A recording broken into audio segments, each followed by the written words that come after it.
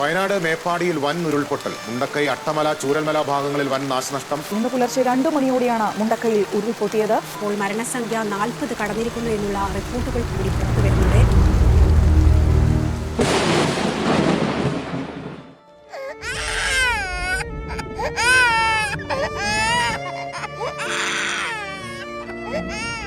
മണ്ണിൽ പുതഞ്ഞവരെ തേടി ദൗത്യസംഘം ഉറങ്ങുകയാണ്.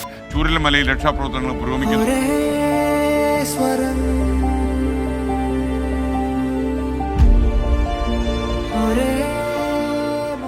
ഭേദങ്ങളില്ലാത്ത നിങ്ങൾ കെട്ടിയ ഒരു യുവശക്തിയുടെ കോട്ടയുണ്ടല്ലോ, അത് നാളത്തെ ഈ നാടിന്റെ പ്രതീക്ഷയാണ്.